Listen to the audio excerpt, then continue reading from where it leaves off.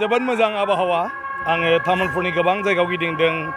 आरो आंनि पानेरि समस्थियावबो जागासिनो दं जे बे समाव लोक्षि फुजा जाबाय थादों आरो लोक्षि फुजाजों लोगोसे बर'फ्राबो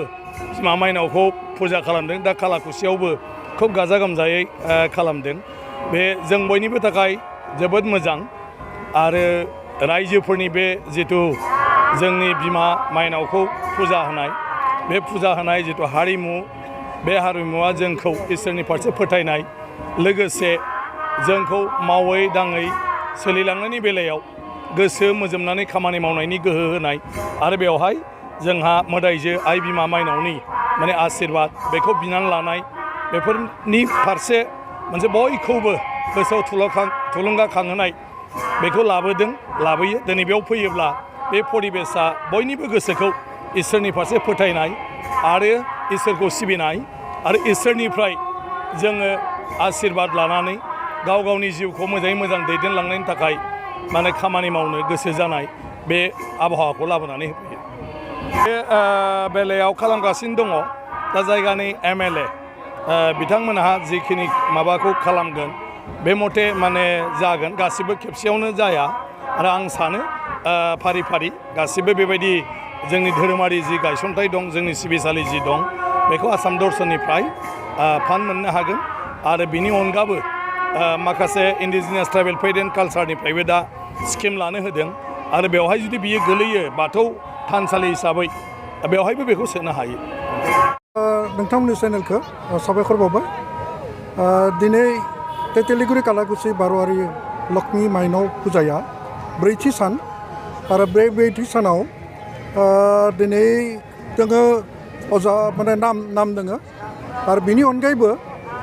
गुबुन गुबुन माबाफोरा सोलिबाय थागोन मेला दङ मेलाफ्राबो सोलिबाय थागोन दा मोनसे बाथ्राया जाबाय मा तेतेलिगुरि कालाकुसि बारवारि लक्ष्मी आरो माइनाव बे फुजाया 79 बोसोराव आगान होबाय आरो बे जोनोम साननिफ्रायनो बर' हारसा लोगो नांनानै बे माबाखौ खुंबोबाय थादों आरो दिनैसिमबो माने जेबो माबा जायालासेनो खुंबोगासिनो दङ आरो गोबांजों माने रायजोनिफ्राय माने हेफाजाब मोनदों आरो दिनै माने ब्रैथि माने सानावबो गोबां रायजो राजाफ्रा फैनानै नायफैदों खुलुमफैदों आरो बिनि थाखाय जोंहा गोसोआ मोजां नांदों आरो गोबां रायजोखौनो जोङो खावलायो फैनानै बे माने गोथार जायगायाव नुजाफैनांगौ आरो माने आइ लोक्षिनि थाखाय माने खाथियाव आर'ज गाबनांगौ मानो बे माबायानो जाबाय मा धोन दौलतनि बिगोमा आरो बेनिखायनो बेखौ खुलुमोब्ला मानसिफोरा फोथायो माने धन दौलत बायदिसिना माबानिफ्राय राहा मोनो दा बावैसो जोंहा आसाम बिधान सभानि अध्यक्ष बिश्वजित दैमारि बिथाङा फैदों आरो बेबायदिनो गोबां रोखोमनि गिदिर गिदिर मानसिफोरा फैनानै बेहाय नुजाफैदों आरो खबर लाफैदों आरो बिनि थाखाय बिथांमोनखौ जोङो गोजोनग्लाय आरो धन्यबाद होदों आरो गुबुन सानावबो फैगोन होननानै जों सानदों गाबोननिफ्राय माने थियाटार जागोन माने राजमुकुट थियाटार गतिके बेयावबो जों सानो गोबां रायजोफोरा लैहोर लैहोर माने बाहागो लागोन आरो बेफोराव फैनानै जोंखौ हेफाजाब होफैगोन 7 साननि थाखाय माने सिगांबो जोङो 7 साननि थाखायनो खालामदोंमोन आरो बेखौबो देग्लायबो 7 साननि थाखायनो लानाय जादों दा 4 सान थांबाय आरो 3 सान दंबावो गाबोननिफ्राय दा गाबोननिफ्राय माने राजमुकुट थियाटार दङ आरो माने गोबां माने रायजो राजानि माने नुजाथिनाय जों नुगोन होननानै जों आसा खालामदों आरो नोंथांमोना नुदों बेयाव जोंहा मोननै जिनिस दङ जे लक्ष्मी आरो माइनाव गुबुन हारिनिफोरा जेरै लक्ष्मी माने बुङो बेबायदिनो लक्ष्मीखौ मुर्तिजों माने फुजा खालामो आरो बर'फोरा माने माइनाव फुजा खालामो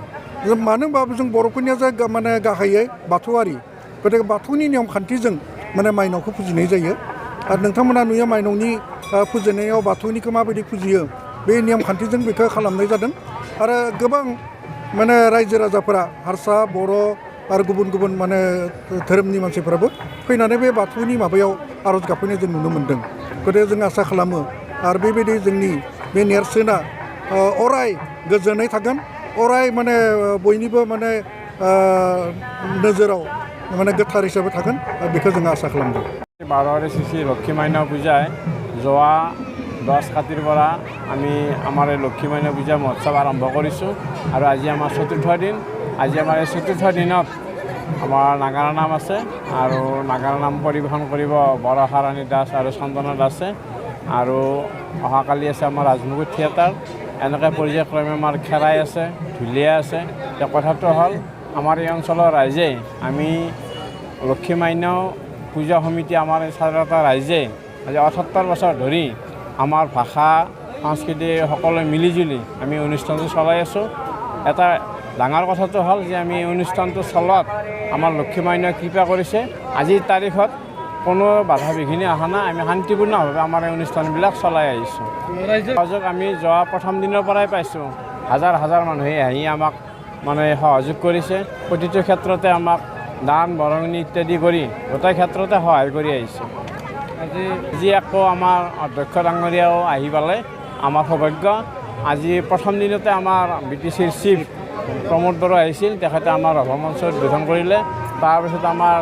MLA ছাৰ আছে তেখেত আমাৰ সভাপতি পৰিচালনা সমিতিৰ আৰু যোৱা দুদিনতেই আমাৰ যিখিনি আমাৰ তামোলপুৰৰ নেতা গোটেইখিনি আমাক আহি সহযোগ কৰি আছে আমাৰ খা খবৰ লৈ আছে তাৰ কাৰণে আমি আমাৰ সমিতিৰ তৰফৰ পৰা তেখেতসকলক ধন্যবাদ আৰু কৃতজ্ঞতা জনাইছোঁ